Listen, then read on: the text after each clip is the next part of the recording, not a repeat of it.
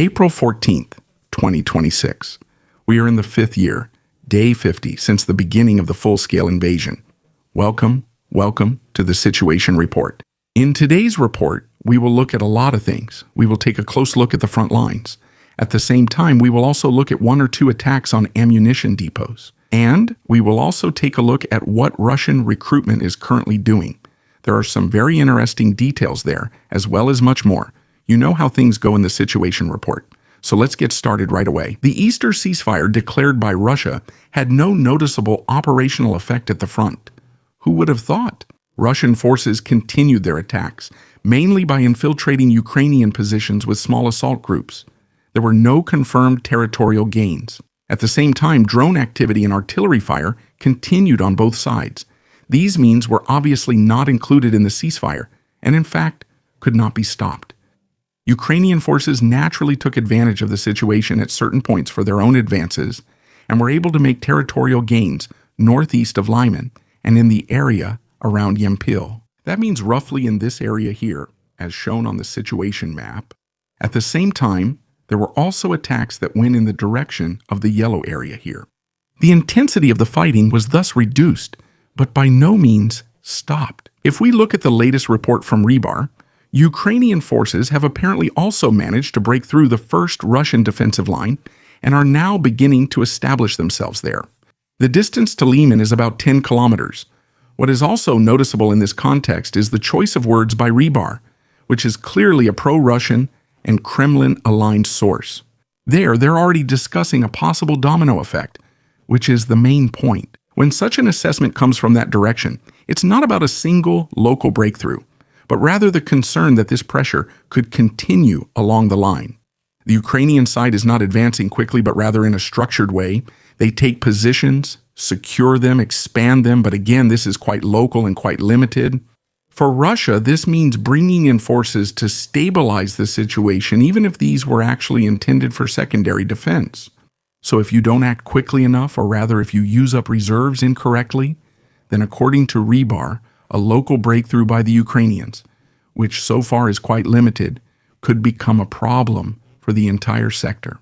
And on the other hand, that was the Ukrainian side of the attacks, but we are also seeing the Russian side of the attacks. Especially here in this area, the Russians are trying to advance towards Drobyshev in order to block the Ukrainian supply lines to Lyman, specifically via the northwestern road. At the same time, this would also give them the opportunity to advance towards Lyman relatively quickly. On the other hand, we see fighting here towards Torsky, which also heads towards Lyman via the road, but mainly while there is fighting on the road, most of the attacks are actually happening a bit further north of it. In this area, which is actually a slightly higher region, there are some hills that the Russians are currently trying to attack over. They want to take these in order to first gain a pretty good overview in a higher firing position near Lyman, and also to get control over the road, which is basically right next to it, and is also heavily dependent on the positions on the hills, since these are currently still under Ukrainian control and might also remain under Ukrainian control. We don't know how things will develop here. So far, things still seem fairly neutral or moderate.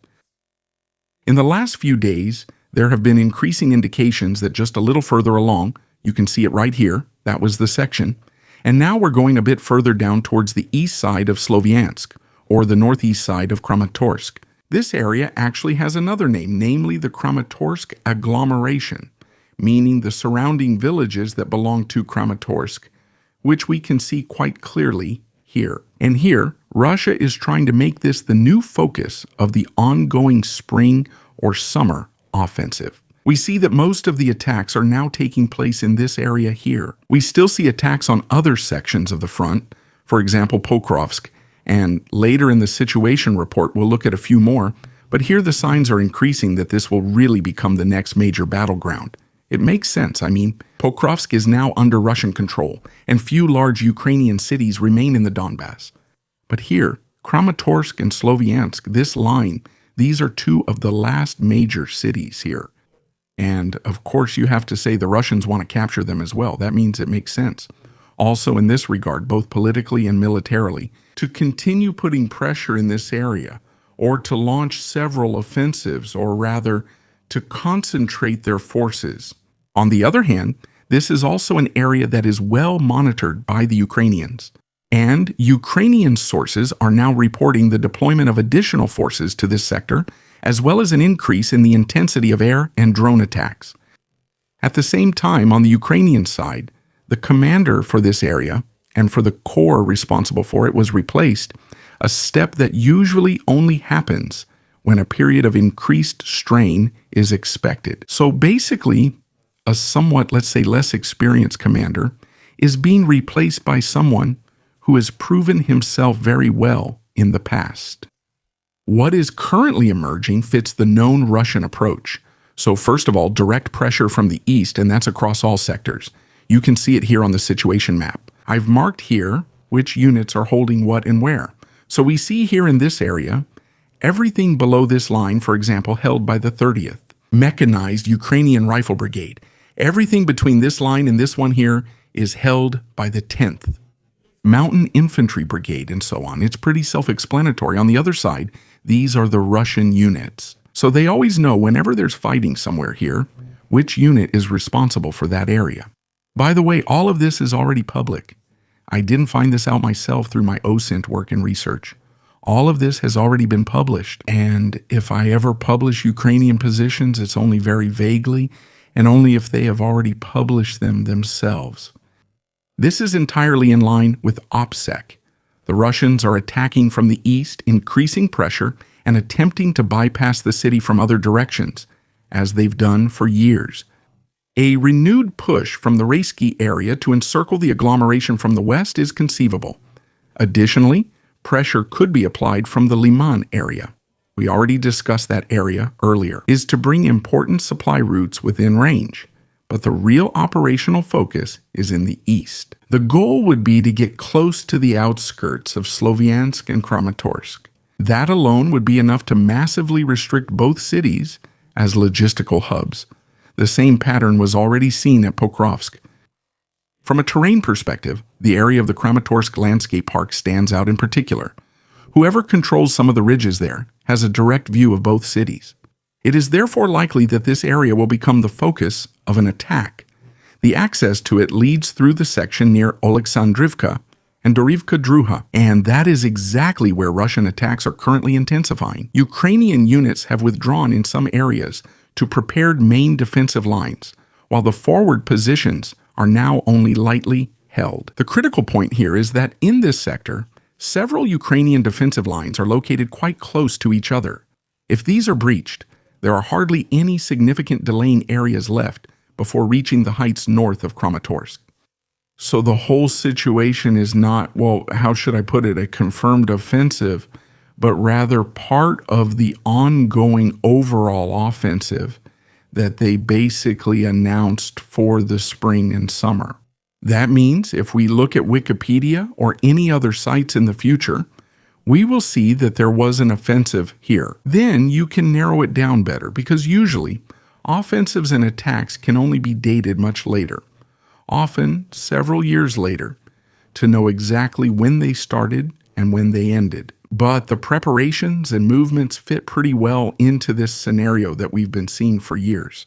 And if we look at this again on the map, we see here, this is basically the direction of attack, the main direction of attack from the east.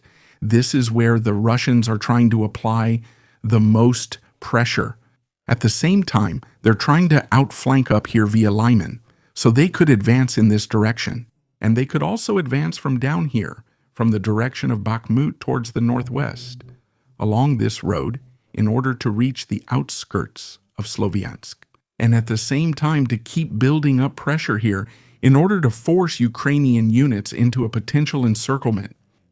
If we look at the distance, as we can see down here, 5 kilometers are already marked, but from the farthest point at the front to the city, it's about 20 kilometers, which really isn't that much. On the other hand, we also know by now how hard it is to fight for 20 kilometers. Yeah, it's not like at the beginning of the war when it was pretty easy, or compared to World War II. Just think about how quickly the Wehrmacht advanced, for example. Those 20 kilometers were covered in half a day. And I think if we look at this here, then by the end of the year, we'll probably still be able to report on this section of the front. And that would be quite realistic if nothing significant changes in this war. And that probably won't change. Later in the situation report, we'll see a pretty big problem on the Russian side when it comes to recruitment. Yesterday, a new head of state was elected in Hungary with a 2/3 majority. Peter Magyar is now considered in many respects to be like an Orban light, at least when it comes to many political aspects. I made a video about that yesterday, about the victory on the opposition side in Hungary. However, he is not called an Orban light in every area, because unlike Orban, he is pro-EU and also against a creeping Russian takeover of his own country.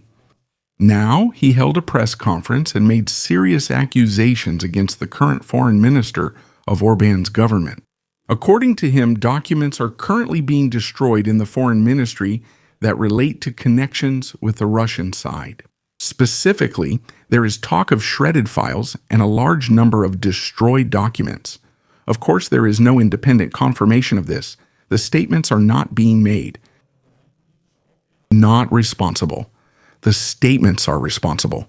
If something like this were to be verified, it would have significant political consequences. Currently, however, it remains rather one-sided accounts from the opposition camp. Conclusions such as the closure of Hungarian airspace, Auch im Umfeld solcher Vorwürfe ebenfalls. but those are political matters. Politically and legally, that's a whole different caliber and currently not foreseeable.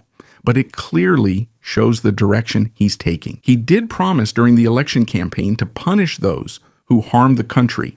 And in this case, harming the country also means allowing Russia to gain more and more power within the state apparatus.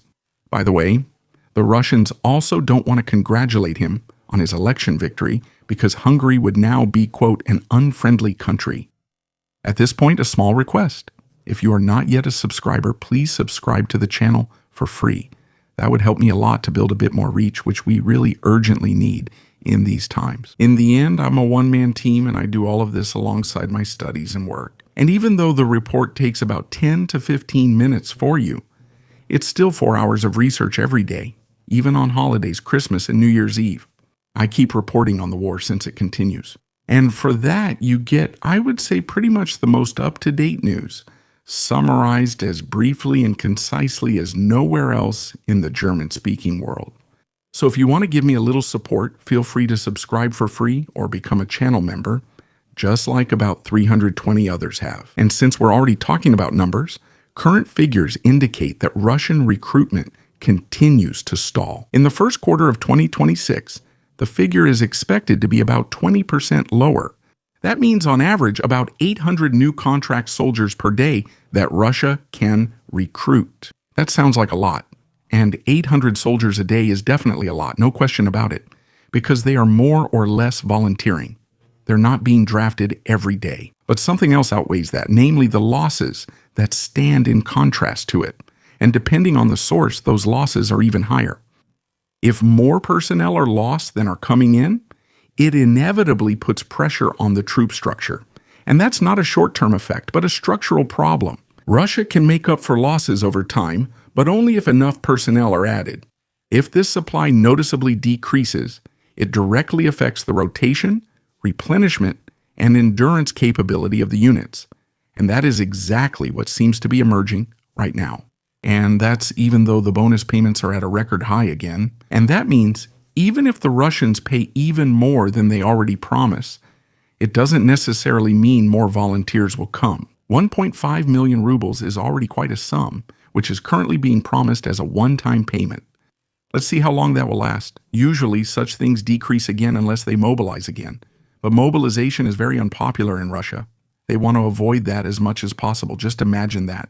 Putin has been waging this war for over 4 years now. We're already in the 5th year of the war, and there has been no progress. Donbass has not been captured. The Ukrainian government is still the same. None of the war objectives, not even the destruction of the Ukrainian army, have been achieved by Russia. That means, apart from losses, they actually have nothing to show for it, and about 20% of Ukraine's territory under occupation. In return, NATO has gained 2 new members. And the Russians, they notice that the losses are high. They're not stupid. I mean, 3 years ago it was said that every fifth Russian personally knew someone who had died in the special operation, meaning in this war. So, fallen in military terms before anyone starts complaining in the comments again, and that was a few years ago. Back then, the losses were still below the 1 million mark. Now it's probably more, and people are aware of that. And when they notice all of this and see that inflation is hitting hard and the economy is no longer functioning, being cut off except for the war economy, of course, and everything is getting more expensive, like basic food items, and they notice all of that, salaries usually stay just as low at around 800 euros on average in Russia. When Putin says the war is always going well, and both the foreign and defense ministries claim it's going perfectly with minimal losses, everything seems fine. The Ukrainians will surely be defeated by tomorrow. And then they see that the losses keep getting higher, and the bonus payments are increasing for some reason. And then when someone comes along and says, by the way, maybe we should mobilize another 300,000 or 500,000 men, then the mood really hits rock bottom. Because why should you have to mobilize again if everything is going well? Why would you want to mobilize when so many things are already getting more expensive and so on and so forth? I mean, people are often a bit naive, but there are naive people in every country. But they will understand that sooner or later as well. And that's bad for the Kremlin again, since its greatest threat isn't defeat at the front, but within its own country. Ukrainian forces attacked a staging area of the Russian 37th Motorized Rifle Brigade with kamikaze drones. Footage from a Russian soldier, who was kind enough to confirm the hit, shows a destroyed field camp. I'm slowly starting to understand why they're so determined within the Kremlin to get rid of Telegram completely and only allow the use of the state-controlled social media service Max. Russian forces are currently trying to resume their offensive activities on several axes, including here at Stepanhursk along the Dnipro, as well as in the area of Mala Tokmachka-Orichiv. The Russians have a big problem here, which the Ukrainians also had until they reorganized their subunits about a year ago. There is a lack of connection between these attacks. The two advances are currently running in parallel, but not coordinated. Instead of unified operations, you see individual infantry groups attacking independently of each other. That's enough to create pressure, but not enough to capture and hold territory. This becomes especially clear here in the area around Stepanhursk or Mala Tokmachka. There is fighting there, sometimes intense but without movement. Russian units come in, get tied down, lose momentum, and often have to retreat again or are destroyed. At the same time, the Ukrainian side maintains the initiative at the tactical level. Counterattacks, flank attacks, and constant disruption of Russian movements prevent a stable foothold from developing anywhere. You can see this quite clearly between the two sectors. The Russians are trying to move from Sector 1 to Sector 2 to support the attack of the army group in the second sector. They need the support, otherwise they would have to attack a stronghold completely on their own from a single direction. So the flank attack is inevitable, but it is being disrupted by Ukrainian units in the first sector, making it impossible for the Russians to provide relief. The result is a pretty clear picture. Many attacks, but no unified focus. And that's exactly why the offensive is wearing itself down rather than breaking through anywhere. Zelensky has reported a remarkable development. For the first time, a Russian position is said to have been completely taken using unmanned systems, that is, without the direct involvement of traditional infantry. According to reports, ground-based robotic systems were used in combination with drones. These are said to have advanced into the position, after which the Russian soldiers there surrendered. According to reports, the operation was carried out without suffering any losses of their own. If that's true, the main point isn't the individual position, but the way it was taken. Until now, drones and robots were mainly supporting tools: reconnaissance, fire control, targeted attacks. Here, for the first time, it would have been a complete assault operation in which humans in direct contact were replaced by machines. That would mean that the use of unmanned systems is currently evolving from a supporting tool to a standalone means of warfare. Let's see how this will develop further. I wonder when we'll see battles that are fought only between robots. Friedrich Merz met with Zelensky in Berlin and made it clear that military support for Ukraine should be accelerated. It's about approving a large EU financial package that was previously blocked. Merz is pushing for these funds to be paid out quickly now in order to secure Ukraine's defense in the long term. At the same time, new agreements are being made: cooperation on drones, artillery, long-range weapons, and the exchange of digital battlefield data. This is not classic support, but is clearly intended as a step toward joint development. A political signal was also sent. Germany continues to support Ukraine, including its EU accession. This is not just a short-term measure, but also a strategic intention. The key point is that it's about creating a framework, not focusing on individual deliveries. Financing, industrial cooperation, and data exchange are the building blocks for a long-term military and economic integration of Ukraine into the EU, which is also something Germany wants to pursue, and of course the same goes for Ukraine. And with that, I want to thank all subscribers, channel members, and my own crew. Special thanks to Oberseiter Renica, Sila, Dittig, Ferdinand, and Meyerhofer. Please subscribe, like, and comment. See you in the next Situation Report.